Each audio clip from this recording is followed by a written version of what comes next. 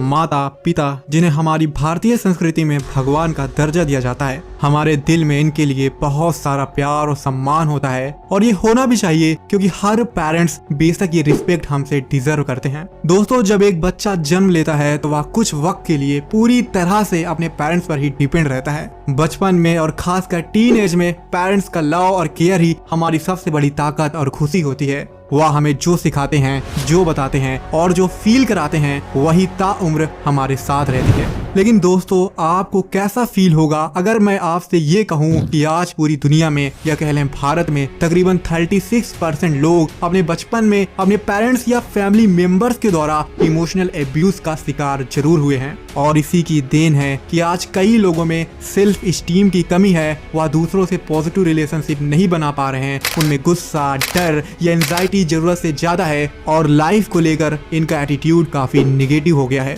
हालांकि ज्यादातर पेरेंट्स ऐसा जानबूझकर नहीं करते, लेकिन फिर भी कहीं ना कहीं उनका ये टॉक्सिक बिहेवियर उनके बच्चों को बहुत ही गलत तरीके से प्रभावित कर रहा है। इसलिए इस वीडियो को देखने वाले सारे पेरेंट्स और आप सबसे मेरा विनम्र निवेदन है कि कुछ भी हो जाए इस वीडियो को लास्ट तक जरूर देखिएगा, क्योंकि आज मैं आपको वो 8 टॉक्सिक बातें बताने जा रहा हूँ जिसे किसी भी कीमत पर पेरेंट्स को अपने बच्चों से नहीं कहना चाहिए।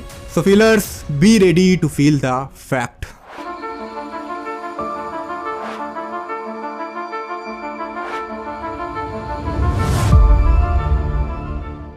Number 1, offensive words for appearance. तुम कितनी मोटी हो गई हो, इतना खाते हो, फिर भी तुम्हारी हाइट कितनी कम है। तुम इतने भी सुंदर नहीं हो जितना तुम खुद को समझती हो। अपने बाल तो देखो कितने गंदे और बेकार हैं, और वगैरह वगैरह। अक्सर पेरेंट्स गुस्से में ऐसी बातें अपने बच्चों से कह देते हैं जो कि धीरे धीरे उन्हें अपने फिजिकल अपीयरेंस को लेकर काफी इनसिक्योर बना देते हैं और वह लोगों के सामने अपने बॉडी इमेज को लेकर काफी चिंतित भी हो जाते हैं। ऐसे सिंपल से ऑफेंसिव वर्ड एक पॉइंट पर आकर कई सीरियस इमोशनल प्रॉब्लम्स के कारण बन सकते हैं, जैसे कि ईटिंग डिसऑर्डर या सोशल एंजाइटी। इनफैक्ट कुछ स्टडी ने यह साबित भी किया है कि जिन लड़कियों को उनके वेट के लिए अक्सर टीज किया जाता है, वह अक्सर जरूरत से कहीं ज्यादा या बहुत कम खाने लग जाती हैं। इसलिए यहाँ पेरेंट्स का एक इम्पोर्टेंट रोल ये है कि वह अपने बच्चों को खुद से प्यार करना सिखाएं, फिर चाहे उसका वेट, हाइट और स्किन कलर कैसा भी हो।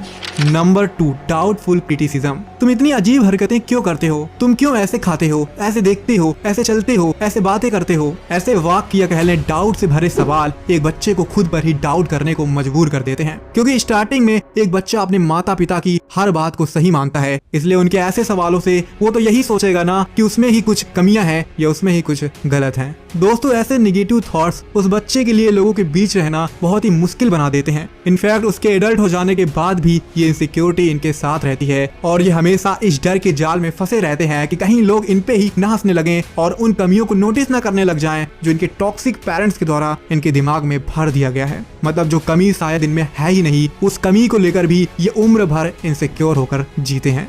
Number 3, selfish wishes. काश तुम पैदा ही ना हुए होते, काश मैंने अबॉर्शन करा लिया होता, पता नहीं कौन सा पाप किया था जो तुम जैसे बेटे या बेटी को मैंने जन्म दे दिया, काश तुम्हारी जगह पे कोई और होता।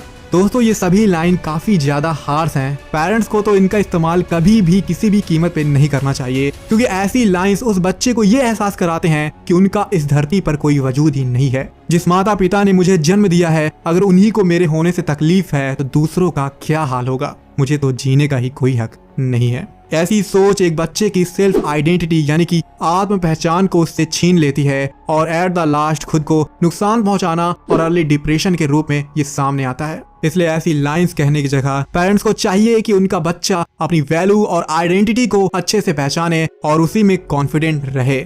Number 4, treat them like a burden. तुम्हें पता है कि मैं तुम्हारे पीछे कितना पैसे खर्च कर रहा हूँ या कर रही हूँ? सच में तुम्हारी केयर करना बड़ा ही मुश्किल काम है। तुम्हारी वजह से मेरा ये खत्म हो गया है, मेरा वो चला गया है और वगैरह वगैरह। जब कोई बच्चा अपने माता पिता के मुख से ये बातें सुनता है तो वह खुद को उन पे बोझ की तरह देखने लगता है और नतीजा यह होता है कि वह अपनी हर छोटी या बड़ी जरूरतों और तकलीफों को अपने पेरेंट्स से ही छिपाने लग जाता है। वह नहीं चाहता कि बोझ वाली टॉक्सिक लाइंस उसके पेरेंट्स उससे दोबारा कहें। इनफैक्ट ऐसे माहौल में रहने वाले बच्चे अक्सर अपनी जरूरतों के लिए चोरी करने को मजबूर हो जाते हैं और आगे चलकर इनका नेचर भी काफी अब्यूसिव हो जाता है। Number 5, unhealthy comparisons. तुम अपने छोटे भाई की तरह क्यों नहीं हो? शर्मा जी के लड़के को तो देखो, तुमसे कहीं ज्यादा समझदार है। मोहल्ले के सारे बच्चे तुमसे बेहतर हैं, कुछ सीखो उनसे। ऐसी टॉक्सिक लाइंस भले ही कई पेरेंट्स के लिए काफी नॉर्मल हो, लेकिन ये इनके बच्चे के सेल्फ स्टीम को धीरे धीरे बहुत ही खोखला कर देता है और उस बच्चे को लगता है कि वह चाहे जितना हाथ पैर मार ले, चाहे जितनी कोशिशें कर ले, वह कभी भी दूसरों के जितना योग्य नहीं बन पाएगा। इसलिए डियर पेरेंट्स, आप अपने सभी बच्चों को एक नजर से देखिए। कभी भी किसी की तुलना दूसरों से मत करिए, क्योंकि इससे न सिर्फ एक बच्चे को बुरा लगता है, बल्कि इन दोनों सिबलिंग के रिश्तों में भी बहुत कड़वाहट आ जाती है।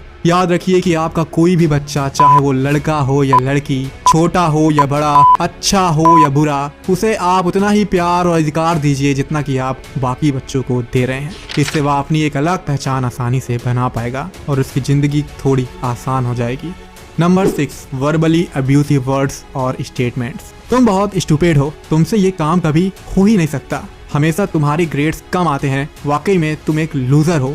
ऐसी सीधी बातें सामने वाले की लाइफ में एक ठप्पा लगाने जैसा है। ये एक बच्चे के सेल्फ स्टीम और कॉन्फिडेंस को पूरी तरह से डैमेज कर देता है, जिससे आगे चलकर वह कभी भी खुद पर भरोसा नहीं कर पाता। इसलिए पेरेंट्स को ऐसी निगेटिव लाइंस कभी भी नहीं बोलनी चाहिए, बल्कि इसकी जगह उन्हें अपने बच्चों को खुद पर विश्वास करने के लिए और प्रेरित करना चाहिए, ताकि वह इस कंपटीशन भरी दुनिया में खुद की काबिलियत पर भरोसा कर पाए।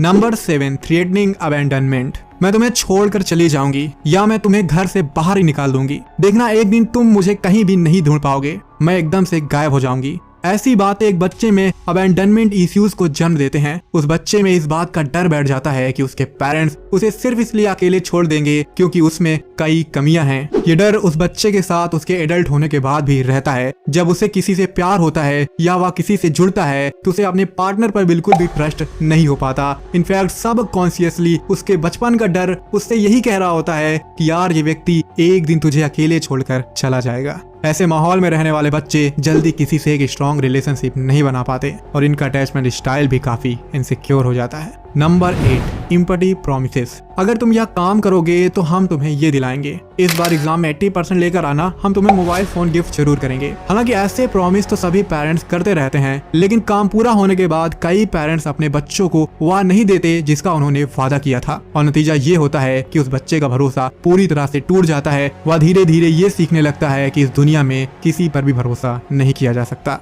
ऐसे बच्चे आगे चलकर किसी पर भी ट्रस्ट नहीं कर पाते, जिसका नेगेटिव इम्पैक्ट उनके करियर और रोमांटिक रिलेशनशिप में पड़ता है। इसलिए एट द लास्ट खासकर पेरेंट्स को ये जरूर समझना चाहिए कि आप भले ही किसी को फिजिकली चोट ना पहुंचाएं, लेकिन शब्दों का वार भी उतना ही तकलीफदेह है जितना कि बाहरी चोट का है। इनफैक्ट शारीरिक जख्म तो कुछ वक्त बाद ठीक हो जाती है, लेकिन शब्दों के द्वारा किए गए जख्म आपके बच्चे के साथ जिंदगी भर रहने वाले हैं। याद रखिए कि आज हमारी पर्सनैलिटी और एटीट्यूड जो भी है, जैसा भी है, उसका 70% हमारे बचपन में ही निर्धारित हो गया था। इसलिए अब ये आपके हाथ में है कि आप अपने बच्चे के आने वाले कल को हंसता या मुस्कुराता हुआ देखना चाहते हैं या फिर किसी डर और घबराहट के साए में।